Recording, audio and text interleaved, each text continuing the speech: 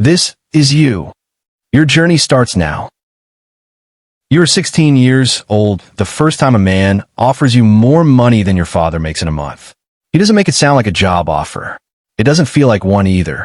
It feels like someone finally noticing you exist. You're standing outside a tienda on a Tuesday afternoon with nowhere specific to be. And this man, maybe 25, clean shoes, a phone that costs more than your family's television, looks at you the way nobody at school ever has. Like you're useful. Like you're worth something right now. Today, not someday. You say yes before he finishes the sentence. That moment, that specific Tuesday afternoon, is the last time you make a decision entirely on your own terms. Level 1, all cone, look out. Your first job has no violence in it. That's what you tell yourself, and it's technically true. You stand on a corner. You watch. If a vehicle you don't recognize enters the block, you make a call to a number saved in a phone that isn't yours. Then you go back to watching. That's it. 6 hours a day, sometimes 8, in heat that sits at 37 degrees Celsius by noon in the summer. You drink warm water from a plastic bottle. You are plain clothes. You do not draw attention to yourself. You make 1,500 pesos a week. It is more than you've ever held at one time. You give half to your mother and tell her you're washing cars for a mechanic 2 neighborhoods over. She doesn't ask which mechanic. She needs the money more than she needs the answer. There are 11 other all-cones working within 4 blocks of you. You know 2 of them by name. The others you recognize by sight.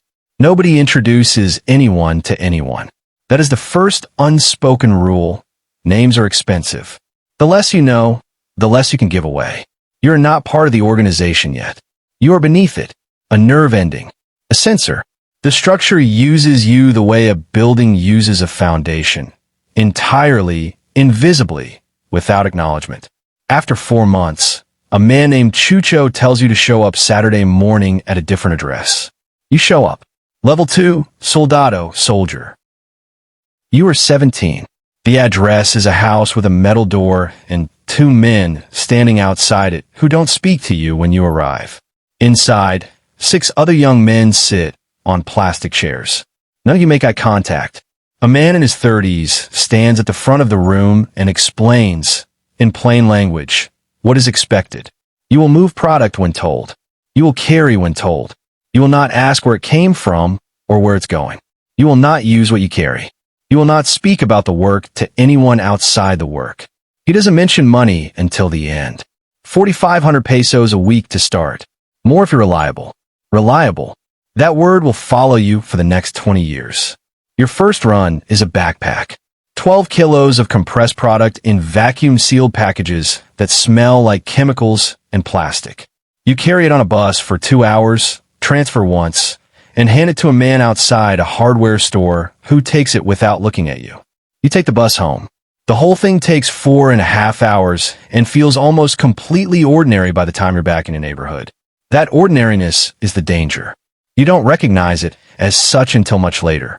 You're a soldado for 2 years. In that time, you carry product 43 times. You stand guard at 3 different locations.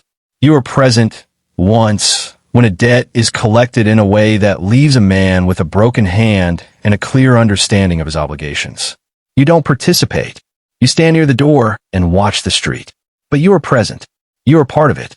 That distinction, participating versus being present, is one you'll spend years refining inside your own head. The refinement never fully resolves. Level 3, all-cone supervisor/cell lieutenant. At 19, you are given 4 all-cones to manage. The promotion is not announced. Chucho simply tells you one afternoon that the 4 boys on the eastern perimeter now report to you. You are responsible for their reliability. If one of them misses a shift or makes a call late, that failure belongs to you. You begin to understand, at this level, that every rank in the structure is partly a transfer of accountability downward and a transfer of liability upward. You manage your 4 all-cones the way you wish someone had managed you, with clear information and consistent expectation. You learn their names. You learn which one has a sick grandmother and needs Thursdays off. You learn which one is skimming time, arriving 20 minutes late and leaving 20 minutes early. You address it once, clearly. It stops. You make 8,000 pesos a week. You move your mother to a better apartment. You tell her a cousin in the US has been sending money. She's suspicious, but tired. She lets it go. Your girlfriend, you've been together 14 months, asks you why you're never available on weekends. You tell her it's work. She asks what kind of work requires you to carry 2 phones. You tell her distribution logistics. She looks at you for a long time and then looks away. That look, you'll see variations of it on the faces of everyone who loves you for the rest of your career. It's not accusation. It's the specific exhaustion of someone who has decided to stop asking questions they already know the answers to. Level 4, Plaza Operator. You're 23 when you're given a plaza. A plaza is a geographic territory. Yours covers a mid-sized municipality, 3 main transit corridors, a highway junction. For competing retail operations, you're now responsible for taxing and regulating. The cartel's presence in your plaza is you. Your judgment, your enforcement, your relationships with local police, which you manage through a monthly envelope delivered to a sergeant who deposits it across the border in an account you'll never see. Your monthly income is now difficult to calculate cleanly. Somewhere between 80 and 120,000 pesos, depending on flow. Plus a percentage of the plaza's monthly output, which runs between 4 and 7 million pesos in product value on average months. You do not see most of that money. It moves upward. What you keep is enough to live well, and not so much that your lifestyle becomes a liability. The cartel has opinions about visible wealth at your level. Those opinions function as policy. You have 5 soldados and 2 cell lieutenants reporting to you. You have a rival plaza 40 kilometers north whose operator you've met twice in person under conditions that were structured to be civil. They were civil. The civility was the most stressful part. You stop sleeping more than 5 hours a night around this time. It's not anxiety exactly. It's the constant background processing of variables. Personnel, territory, product schedules, police relationships, the behavior of rivals, the mood of the men above you. Your brain never fully stops running these calculations. Not at dinner. Not at 3 in the morning. Not ever. You develop a habit of driving alone late at night with no destination. Just the road and the dark and the temporary feeling that nobody knows exactly where you are. It is the closest thing to privacy your life contains. Level 5, Regional Coordinator. 30 years old. For plazas now report to you. You are a coordinator, a regional manager, functionally, of a supply chain that moves between 12 and 20 metric tons of product annually through your corridor. You interface directly with the logistics operation. You know the routes. Not all of them, but enough. You know the names of 3 corrupt federal officials who facilitate border crossings. You know them not as people, but as line items in a budget. They cost the organization approximately 2.3 million pesos per month. They are reliable. That word again. At this level, violence is a last resort, not because of ethics, but because of economics. Violence is expensive. It draws attention. It disrupts logistics. It requires cleanup, literal and political. You have a man whose entire function is managing the aftermath of incidents in your region. He is quiet, professional, and the most unsettling person you have ever spent time with. You give orders now that you don't witness executed. That distance between the order and the outcome is what this level is designed to provide. The distance is not protection. It is plausible separation. It is the architecture of deniability. Your daughter is born when you are 31. You are present for the birth. You hold her in the hospital room and feel, with absolute clarity, that everything you've built is wrong. That feeling lasts 11 days. Then logistics resumes. The feeling doesn't disappear. It gets filed. Level 6, Cartel Lieutenant Lugarteniant. 34. You now sit in meetings with men who run entire states. You are not the most powerful person in any room you enter, but you are one of them.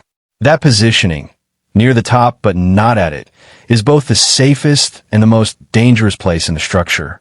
Safe because you have real protection. Dangerous because you're senior enough to be blamed and junior enough to be replaced. The man at the top of your organization, you've met him 4 times in 8 years, communicates through intermediaries. You have never had a direct conversation. Everything flows through a layer of insulation. This is by design. His design. You begin to see the full shape of the organization the way you once saw a city from an airplane for the first time. The same streets you'd walked your whole life, but from a distance that revealed the pattern. The cartel is not a criminal enterprise that occasionally operates like a business. It is a business that occasionally operates like a criminal enterprise. The distinction matters more than most people outside it understand. The structure has HR problems, succession problems, branding problems, supply chain disruptions, pricing pressure from competitors, labor disputes that are resolved through methods unavailable to legitimate industries. It is mundane and catastrophic simultaneously. Your daughter is 3. She calls you Papa and reaches for your hand in parking lots. You always give it. That is the one thing you do not rationalize. Level 7, Cartel Boss, Chief/Capo. You are 41 when the position opens. The man before you didn't retire. He was indicted, extradited, and is currently in a federal facility answering questions that, if answered incorrectly, could unravel 15 years of infrastructure. You are told, through appropriate channels, that he is not answering incorrectly. You are also told not to rely on that. You step into the position the way water fills a space, not by force, but by inevitability. You were the next logical function. The system needed someone. You were present and prepared. The first decision you make as chief is logistical. The second is personnel. The third involves a man who has been speaking to people he shouldn't be speaking to. You make that decision from a room that looks like a business office, a desk, a laptop, a window facing a courtyard, and you make it in under 4 minutes. You do not feel what you expected to feel at this level. You expected something, authority, completion, some version of arrival. What you feel instead is the weight of every decision that can no longer be appealed to anyone above you. The loneliness of the top is not romantic. It is structural. The organization needs you to be certain. So you're certain. Whether you actually are is a question you answer privately, at night, in the dark. You have not driven alone at night in 3 years. You have a security detail now. There is always someone who knows exactly where you are. The realization. It happens at 43 at your daughter's school recital. She is on a small stage in a blue dress, playing a recorder badly and completely without self-consciousness. The way children perform. Entirely present. Entirely unaware of the audience. And you're sitting in a plastic chair in a school gymnasium, surrounded by other parents, and you're watching her. And for one moment, the entire architecture of your life becomes perfectly visible to you. Not the money. Not the risk. Not the things you've ordered or witnessed or rationalized. Something simpler. The distance. The specific, accumulated distance between who you were on that Tuesday afternoon at 16 and whoever is sitting in this plastic chair watching his daughter play a recorder. You cannot find a thread between those two people. You've been so many versions of functional, so many efficient iterations of what the structure required, that the original is gone. Not suppressed. Not buried. Gone.